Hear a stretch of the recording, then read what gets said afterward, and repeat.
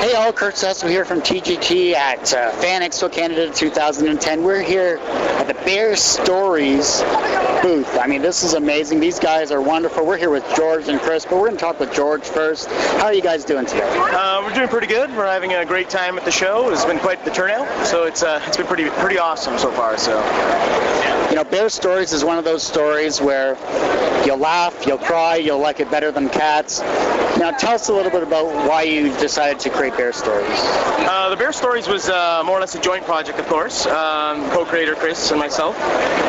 Basically, he's got a different style of drawing than I do, and you know, we both got our own thing going on, and we always like the idea of combining our styles, right? So in the book, Chris draws the bear, and I draw everything else.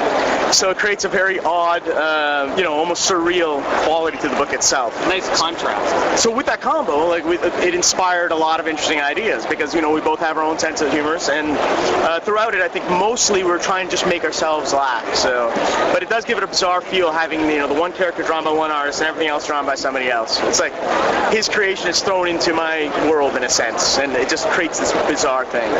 Like a Rocko's Modern Life type deal, you know, just that type of really off-the-wall hilarity ensues, and in a wonderful world with an amazing bear. So there you go. Absolutely.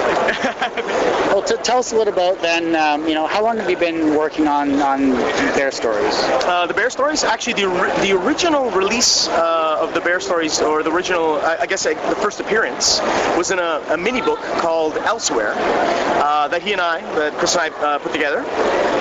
And it was actually just one of the stories in an anthology. People actually loved it. They'd come back, the bear in particular. Like, they liked the book too, of course, but the bear for some reason caught a lot of people's eyes, and they'd always come back talking about how funny it was and how they wanted to see more. So, and that was like over 10 years ago. So after we got such a response, we eventually decided, you know, we should do the Bear Stories. Let's go back to that. So we revisited it. We did its own book, and it did great at cons. And at that point, it was more of a mini book as well. It was self-printed. And eventually, DMF Comics caught their attention. They absolutely loved it, and they published us. So that's how it happened, more or less. Awesome. Cool stuff.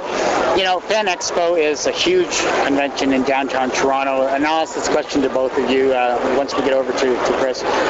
You know, once this closes up, once you pack up your Bear Stories and you head home, what are you personally going to take away from this experience?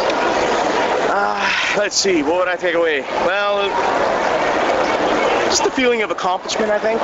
Just the getting more fans, getting to meet fans. Like, it's it always feels good after a show.